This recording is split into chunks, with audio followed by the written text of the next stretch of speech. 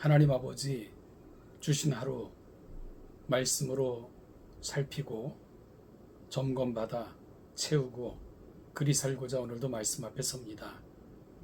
깨닫게 하시고 충만케 하시며 동행하사 주의 뜻을 이루는 거룩한 도구로 삼아 주옵소서. 예수님의 이름으로 기도하옵나이다. 아멘. 오늘 함께 보실 하나님의 말씀은 역대상 11장 1절부터 19절 말씀까지를 같이 보겠습니다.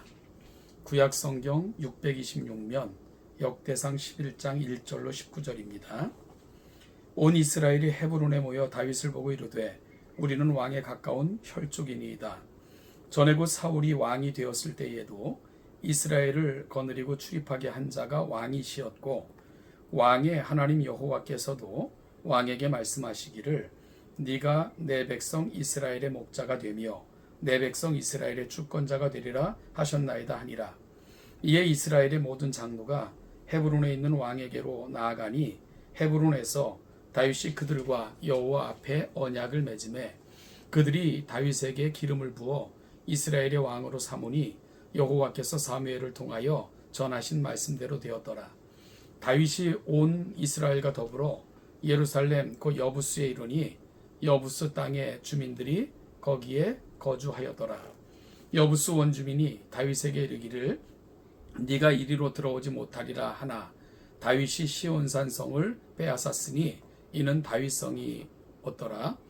다윗이 이르되 먼저 여부스 사람을 치는 자는 우두머리와 지휘관으로 삼으리라 하였더니 스루야의 아들 요압이 먼저 올라갔으므로 우두머리가 되었고 다윗이 그 산성에 살았으므로 무리가 다윗성이라 불렀으며 다윗이 밀로에서부터 두루성을 쌓았고 그 성의 나머지는 요압이 중수하였더라. 만군의 여호와께서 함께 계시니 다윗이 점점 강성하여 가니라. 다윗에게 있는 용사의 우두머리는 이러하니라.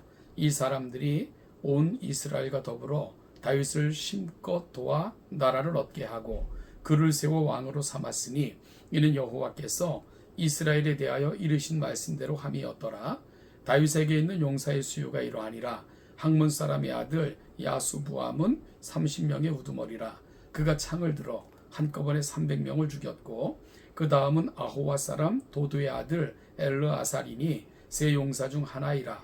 그가 바스담밈에서 다윗과 함께 있었더니 블레셋 사람들이 그곳에 모여와서 치니 거기에 보리가 많이 난 밭이 있더라. 백성들이 블레셋 사람들 앞에서 도망하되 그가 그 밭 가운데에 서서 그 밭을 보호하여 블레셋 사람들을 죽였으니 여호와께서 큰 구원으로 구원하심이었더라.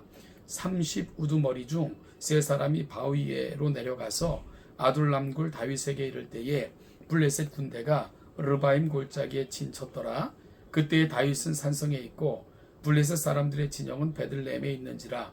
다윗이 갈망하여 이르되 베들레헴 성문 곁 우물물을 누가 내게 마시게 할꼬 하매 이 세 사람이 블레셋 사람들의 군대를 돌파하고 지나가서 베들레헴 성문 곁 우물물을 길어 가지고 다윗에게로 왔으나 다윗이 마시기를 기뻐하지 아니하고 그 물을 여호와께 부어드리고 이르되 내 하나님이여 내가 결단코 이런 일을 하지 아니하리이다. 평생 생명을 돌아보지 아니하고 갔던 이 사람들의 피를 어찌 마시리이까 하고 그들이 자기 생명도 돌보지 아니하고 이것을 가져왔으므로 그것을 마시기를 원하지 아니하니라. 세 용사가 이런 일을 행하였더라. 아멘. 본장에서부터 본서의 중심 주제인 다윗의 통치와 그 왕조의 시작을 알리고 있습니다. 특이한 것은 역대기 저자는 다윗이 사무엘서에 나타나는 기록과는 다르게 유다의 왕으로서 헤브론에서 7년을 다스리고 이후에 온 이스라엘의 왕이 되는 과정을 생략하고 곧바로 온 이스라엘의 왕이 된 사실부터 선포함으로 기록하고 있는 것을 보게 됩니다.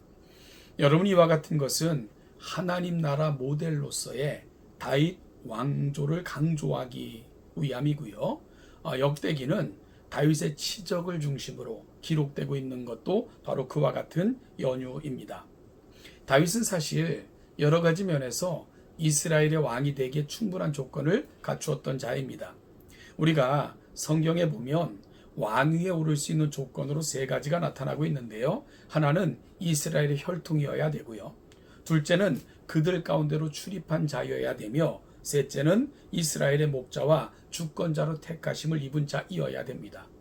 이 모든 조건이 다윗은 완벽하게 들어맞고 있는 것을 보게 됩니다. 그는 이스라엘의 혈통이었고요. 이스라엘 가운데 출입하며 백성들을 보호하고 지켰던 사람이었고 또한 그의 지도력이 인정받았던 사람입니다. 그런가 하면 하나님께서는 일찍부터 그를 이스라엘의 목자와 주권자로 택하셨음을 성경은 보여주고 있는 바입니다. 따라서 다윗이 이스라엘의 통치자로 글이 세워지고 있는 것은 이미 하나님의 거룩한 뜻이 그를 통해 이루어지고 있음과, 그리고 이제 포로로부터 돌아온 내 백성을 하나님께서는 그리 지키시고 보호하실 것에 대한 예표로서 다윗 왕조를 들고 있는 것은 매우 귀한 사실인 것을 알게 됩니다.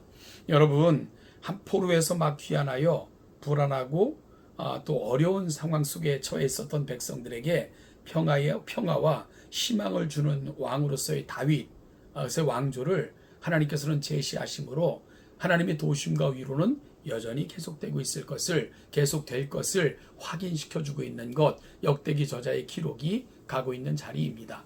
그리고 이 하나님께서는 이 험한 세상을 살아가는 우리에게도 역시 동일한 약속을 하고 계시고, 이를 통해서 우리를 지키시겠다 약속하시는 분이 하나님이심을 우리는 동시에 알게 되는 것입니다. 4절부터 9절은 다윗이 왕이 된 후 첫 번째 한 일을 기록하고 있습니다. 그것은 바로 예루살렘을 정복하는 일이었습니다. 그곳에는요, 여부수 족속들이 살고 있었는데 그들은 다윗을 우습게 보면서 결코 내어주지 않을 것을 강하게 확신했죠. 그러나 다윗은 그곳을 쉽게 정복을 했을 뿐만 아니라, 그리고 그곳을 다윗성이라 이름하고 이스라엘의 수도를 예루살렘으로 옮기게 됩니다. 그리고 우리가 알고 있는 것처럼 다윗은 제일 먼저 그곳에 법궤를 옮겼고요. 그리고 그 마음속에 깃들어 있던 생각, 그곳에 성전을 세우고자 했습니다. 여러분, 다윗에게 있어서 중요한 것은 하나님이 함께 하심, 즉 임마누엘이었습니다. 내 인생 가운데 함께 하셨고 여기까지 인도하셨고, 그리고 앞으로도 함께 하실 것이고, 하나님이 지배하시고 다스려야만 이 나라의 안정과 평안이 있다는 것, 다윗의 생각이었기에 다윗은 제일 먼저 다윗성을 중건한 후에 법궤를 옮기고 성전 짓고자 하는 계획을 갖고 있었던 것입니다. 여러분, 이것이 바로 포로에서 돌아온 이스라엘 백성들이 가야 될 길이었던 것으로 하나님은 제시하고 계신 것이지요. 하나님이 백성들의 삶의 중심에 있고 하나님을 향한 예배가 중심이 되며 하나님의 거룩한 뜻을 담지하고 살아가는 백성들, 어찌 보면 다윗의 마음속에 담겨진 생각이 하나님의 마음에 합했던 것입니다.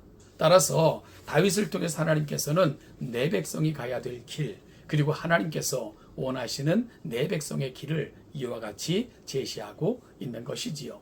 사랑하는 동정교회 성도 여러분, 오늘 우리는 그 하나님의 거룩한 생각과 꿈을 품고 하나님이 원하시고 기뻐하시는 길에 들어서고자, 하나님이 원하시는 길을 걷고자 그리 마음속에 다짐하고 살아가고 있는가요?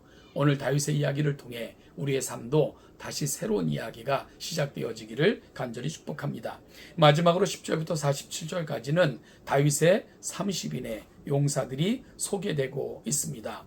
본문은 30인의 용사 중 첫 번째 세 용사를 14절까지 소개하고 있고요. 30인의 용사 중 둘째 세 용사를 15절에, 그리고 마지막으로 30인의 용사를 구성했었던 위대한 용사들의 명단이 47절까지 기록되어져 있습니다.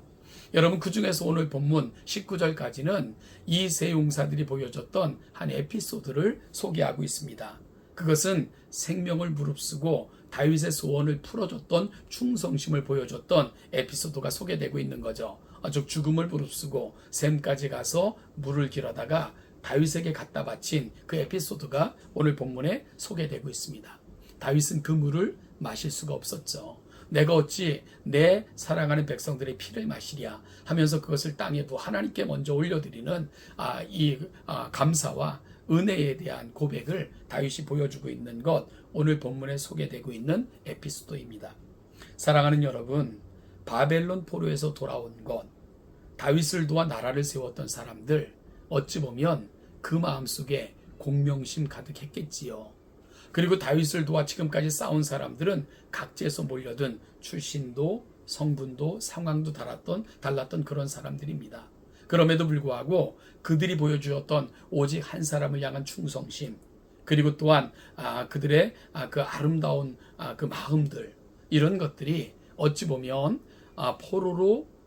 포로의 삶으로부터 돌아와 새로운 왕조를 또한 새로운 공동체를 건설해야 될 이스라엘 백성들에게는 그 어느 때보다도 귀한 가치였을 것입니다.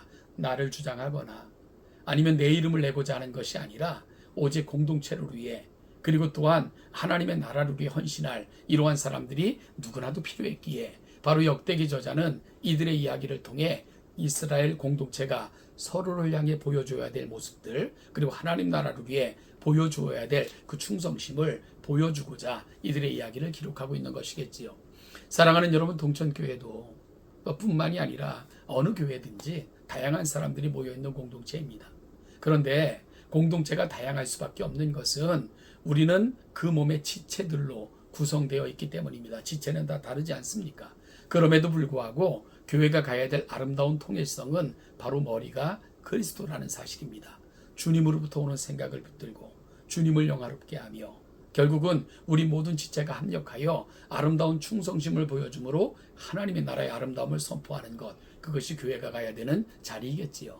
오늘 다윗에게 보여줬던 충성스러운 사람들, 그들의 마음을 감사함으로 받고 더 아름다운 하나님의 나라를 이루고자 했던 다윗의 꿈, 오늘 이 시대를 살아가는 저와 여러분들의 꿈이 되어 하나님 나라 그 아름다움을 보여주고자 다시 결심하는 오늘 이 아침이 될 수 있기를 바라고, 우리의 하나됨을 통해 하나님의 나라가 확장되어지고 우리 동천교회가 이 아름다움을 보여주는 귀한 교회로 성장해 가기를 주님의 이름으로 축복합니다.